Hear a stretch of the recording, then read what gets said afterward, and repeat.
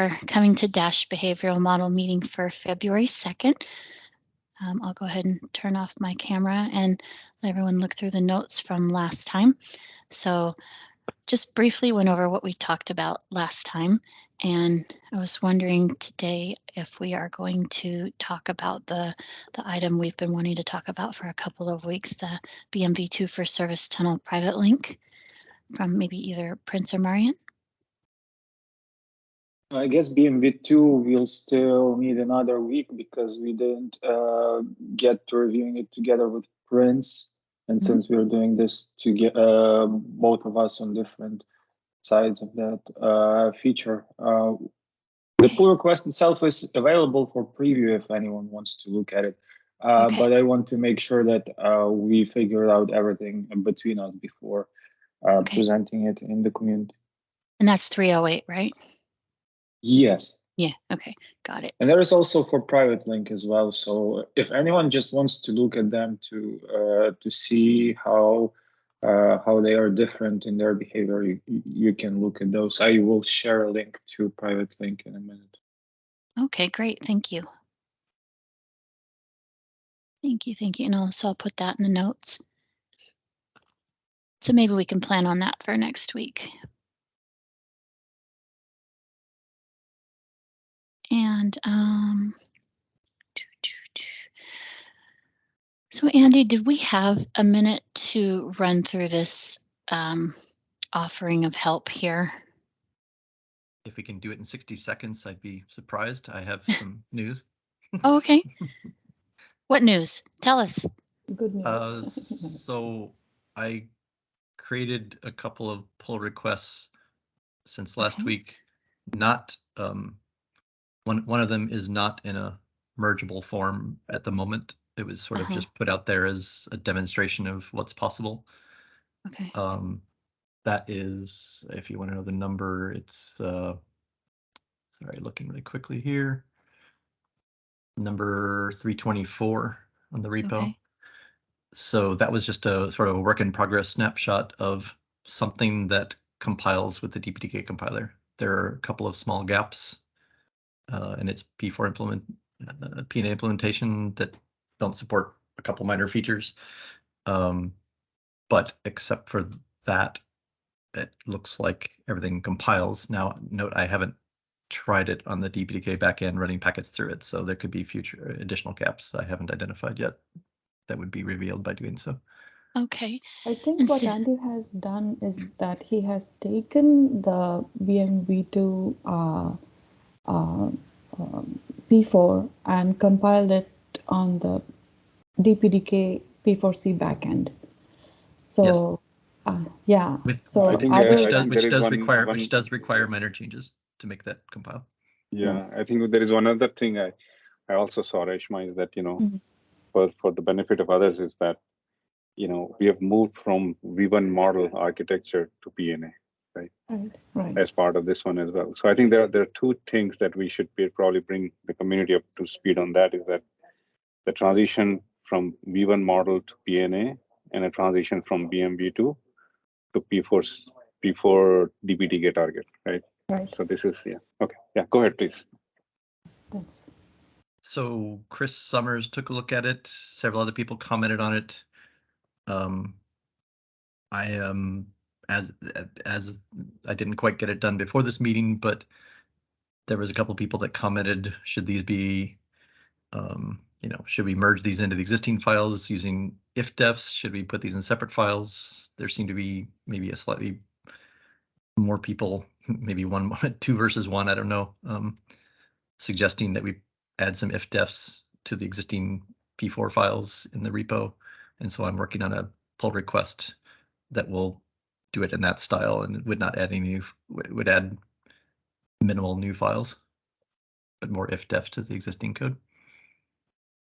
But Andy, isn't it true that, you know, eventually we want to deprecate the support for BMV2 and V1 model, because this essentially has to go to that one, right? Considering that all the features are only available within PNA and also only within P4 DPDK target, right? That's up to this group to decide. I have no opinion on when that should happen yet. Yeah, when is definitely, you know, we can decide, I think, but I think that at least we have to agree that, you know, is it needed or not needed, right? But the timing is different. I can Yeah, say so one thing where about. can we run the DPDK target? So I haven't run it yet. I will find out and give instructions to the group to run it using open source when I have them myself. But DPD, there is open source implementation of the DPDK backend for the P4 compiler that exists that I just haven't tried myself yet for running packets through it. Yeah, but what will be the prerequisites? Because BMV2, I can just take a VM and run it. It's all software. DPDK, you'll be able to take a VM and install some open source code on it and compile it and run for a while, and then the binaries are there. Different processes, different software. Open source. But yeah, pure software, open source. Right? I understand it's all open source, but do I need special hardware, or is there a way to run it only in software? You need an x86 compatible processor at least. Only software, yeah. So you need very specialized hardware designed by Intel or AMD to do that. Or AMD, yeah. So Marian, you can have just that the tab interfaces and use it as a software switch. So I think there's a few things here. You know, we can, one debate is whether we merge the code or not. And I lean towards merging it, but it depends on what it really looks like. You know, if it doesn't sound like it'll be a god awful mess of if-defs, no worse than what's already there. It's not a criticism. It's just the stuff happens like that. So there's the compilation of it, and I came up with a Docker file and made available to Andy as a pull request on his pull request, where we can have this DPDK backend as part of the dash repo. And we could compile this version of code with every build as part of CI. And that would just be to make sure that we're maintaining it, right? So we can make this a compiler, you know, nightly or daily build or whatever, build every time you submit code. That's one element. And that sounds wonderful, Chris. Yeah, and I mean, I already did that work. I already created a Docker file with the DPDK backend, so we don't have to, you know, kludge it on the command line. It'll just be a bona fide build target within the dash repo, and we can compile the code, make sure it passes every time. And so there's work on Andy's part to try that out, right, and kind of take the next step. But I can help formalize it. And then the next part, which Marian just alluded to, is executing it on a real DPDK backend, which would be a software. So that would be a follow-on project. And, you know, if people can kind of pave the way, I can also help put that into the dash workflow so that we're running CI/CD tests on the DPDK target, assuming we can get there. And then we'll have a new build target, a new execution engine, you know, subject to whatever limitations it has. So I think this was really encouraging, but we'll see if it executes first, right? I don't want to have a party yet. Yeah, no, I don't want to suggest having a party, and nor are we done. I'm preparing it. I'm getting. There are probably more gaps in the DPDK backend to identify as we try it out. Oh, I'm stocking up on the party napkins and the Kool-Aid and the dip and the Lay's potato chips right now. Right. Got it. I'll try some of that Kool-Aid. Yeah. Who's old enough? What's the difference right now in the capabilities? Like, what can we do with this backend on top of what we have right now? So it won't directly implement the list or port list match kinds, but at least one possible way around that for the reference model only would be if there was sort of a shim layer of control plane code that basically did the cross product of the lists and installed entries, ternary entries. Then that's not been written yet. That's not been written.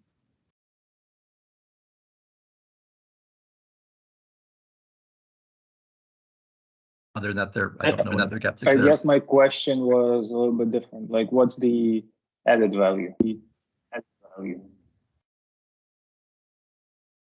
Are there some?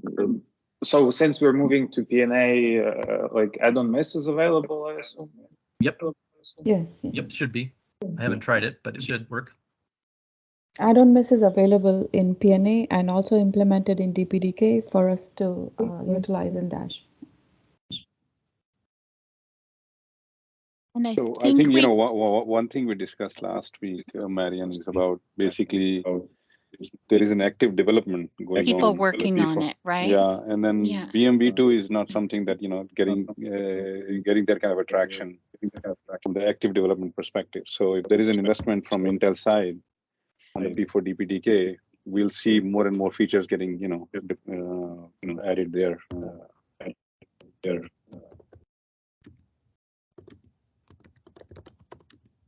Yeah, I agree with that. I just don't. I just want to make sure there is no degradation if we switch to a different backend. That's it. No, that's a valid concern. I think that as long as P4 DPDK is a superset of BMV2, then of course that makes sense, right? And as I'm alluded to earlier, don't break out the party hats. There might be additional gaps we haven't identified yet that it would be a degradation at this time. And if so, we'd prioritize, we'd find out what the gaps are, we'd identify when they could be addressed. Yeah. Yeah. Thank you, So Andy. That's is there great. a timeline where, is there a timeline when people can cut over to this model perhaps, or? I'd say wait until the bleeding edge folks try it out, and we'll let you know. Got it. Yep. I'm on the bleeding edge team, and it sounds like Chris might be interested in that too. Yeah. Yeah, I've got my ER doctor clothes on. He's bleeding all over the place. We got the code on the gurney right now. This is getting weird. Yeah. Andy, can you talk about PR 331 a little bit? Because I made another comment on that just a while ago that is relevant, I think, to this. You're correcting syntax errors, which is good. And I think it brings up two things. One is, how did you expose these errors? And should we be, and assuming your fix is good, how do we also make let's say a CI script test this with every build? So the reason why it wasn't exposed before is because all the changes in PR 331 are in sections of the code that have if-def PNA CONTRACK around them, which is not compiled to BMV2 backend. And they were exposed because I defined PNA CONTRACK in my experiment list last week, and they were immediately exposed. So will we inherently, if we start enabling this DPDK build target as a CI action, we'll also be checking this every time as well, right? Correct. It'll be intrinsic, so we don't need yet another CI pipeline to test this. It's going to be part and parcel of the other PR. Correct. Okay. I just separated this one out since it seemed like they're basically syntax errors and obsolete code that wasn't being compiled. You're breaking up a little bit. Somebody who's talking. Unless it's me. I think it's the whole thing. Right. Thing is going on. Everybody drop and rejoin. Just kidding. Yeah, I think it's that new feature where this entire meeting is running through Chat GPT, so it can do a meeting summary. Oh. I'm being sarcastic here. Okay, so whoever was talking and asking a question, I think it was Morali. Try it again. No, I've been quiet. No. Then I don't know who it was. Okay. Andy, you were saying something?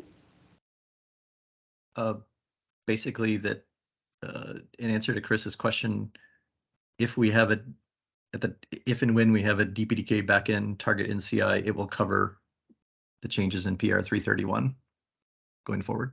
So no third target needed. Mm-hmm.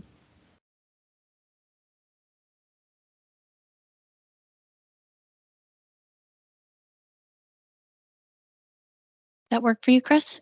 Yeah, it makes sense. It really is just overlaps with the other PR in that regard. Okay.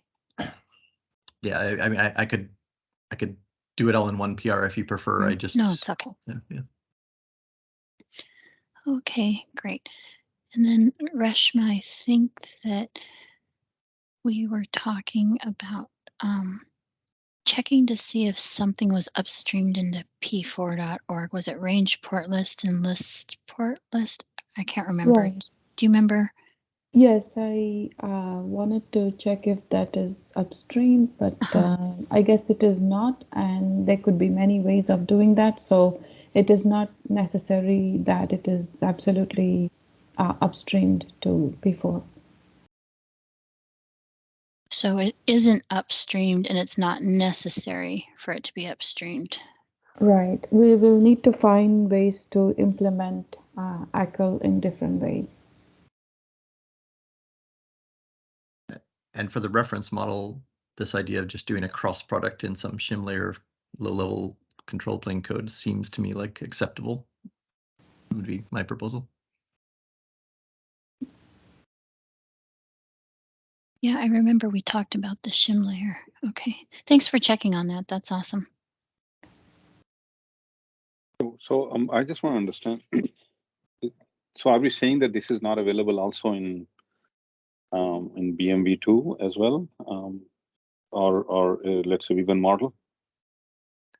Perhaps in NVIDIA's fork, but not in the P4 lang It version. may not be public, right? It's not public. Marian can confirm.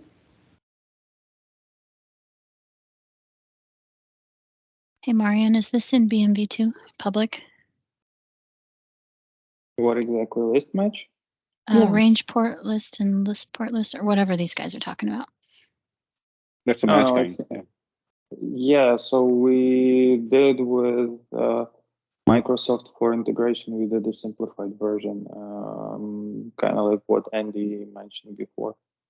It's already available in implement, or should be. I actually didn't check because it's not me who was doing that, but what Andy mentioned, just having this implemented in the SCI library instead of having really the list in the backend.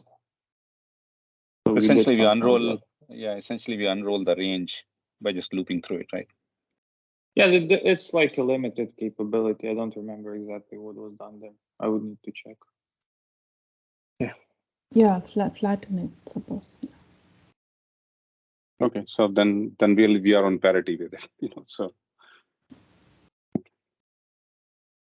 Makes sense. Okay, great. And that's all I had for today. Did you guys have anything you wanted to call out, a PR or something you wanted to talk about?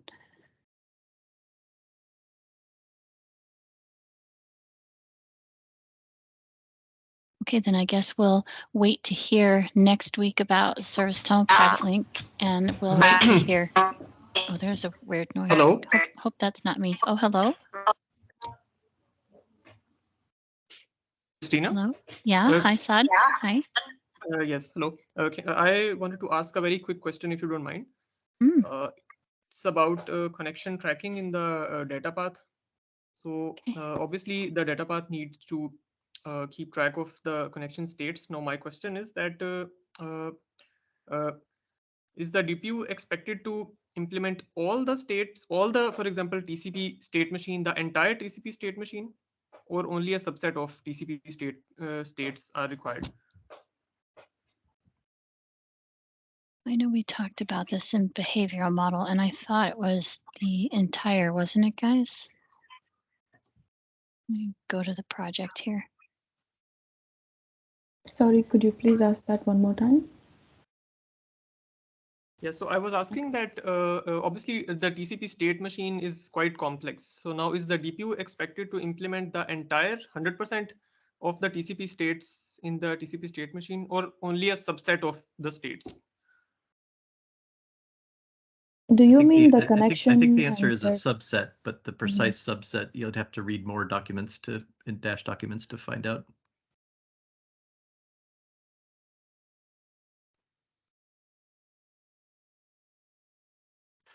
Yeah, this is John talking. I think at one point we proposed sort of incorporating the logic of connection tracking that's in the From Open Contrail, right? Yeah, in the Open Contrail. Mm-hmm. So it's Here. not like implementing the full TCP state machine, but yeah.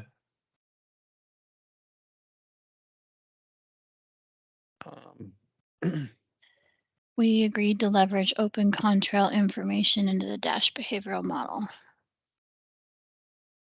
Are there is there a link or a mention of Open Contrail? Oh, yeah, probably. Yeah. I so there was some source code provided at some point, like I have it in my email. Some C code that kind of implements. I'll find it. Yeah. Go ahead, John, while I find it. Yeah, I mean, it basically like implements like the connection state, and like from that implementation, there is some tracking of sequence number on the SINs and the FINs, but it's not like implementing the like a full TCP state machine on every connection, but it does track like all of the states.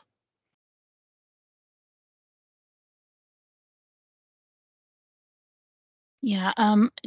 John, would it bother you if I opened my email and showed the thread, or? No. It was RFC 793 that we talked about. Here, can you guys see my screen? Yeah. Okay, yes. And here was the. Yeah. What's it?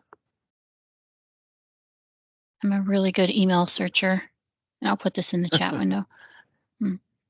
But we were talking about this, gosh, way back March. Yeah.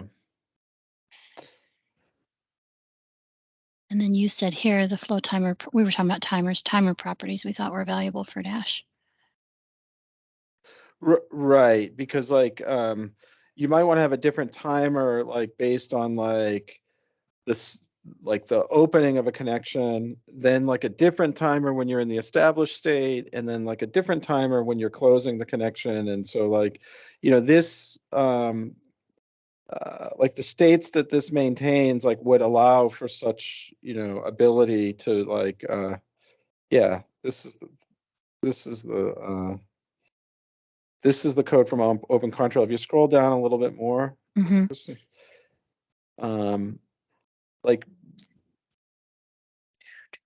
yeah, this is basically the connection tracking logic that's in Open Contrail. I can email this. I mean, I can strip out the code and email this to Saad if you want it, or John, Andy, or whoever wants it. Yeah, I mean, this code is open source. There's nothing. Yeah, totally. There's nothing secret. I have a recommendation, which is if this is part of the data plane behavior specification of Dash, seems like it should be mentioned in the repo somewhere as a requirement. Well, we talked about it. We talked about it. We didn't land. Go ahead. Yeah, I think the idea was, and I think Mario, he's not on the call, but he's on this email. I think the idea was that this logic would be implemented in P4 as part of the behavioral model. And then once it was implemented in P4 as part of the behavioral model, that would be the reference for connection tracking. And so, but I think I think Mario never actually got to an implementation in P4. And that's why it was a work item. Yeah. So is there a issue tracking the need to implement this with the link to the Contrail repo for tracking? No. No. I think then we should create an issue. I think this was the issue where we compared it. We compared it here and figured we could use it. And what do we say? Should we try to write code where it's one table, blah, blah, blah. So what are you guys saying we should do? Just create a new issue? I mean, to track the implementation in P4 of this, whatever subset of that we think ought to be in the. Okay, P4. I can do that later. I won't make you guys watch me do it. So, that's fine. Okay. Thanks.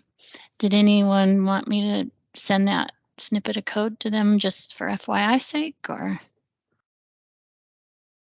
If you put it, if you copy and paste it into the new issue you create, that'd probably be great. Okay, I can do that. I think if anybody who like studies that code, Mhm. it won't take too long, and like the logic is the logic's pretty understandable. Well, you did it in 3 minutes. And I was a little more than that, but it's pretty understandable. And I think the reason why like we propose to like this as being the logic is because this is like a proven connection tracking implementation. I mean, Linux has contract. I mean, there are other connection tracking implementations out there, but this one looked pretty straightforward. Mm-hmm. Does that answer your question, Saad? If you, I think I don't even know if he's here anymore. Yeah, I think he dropped. Okay, all right.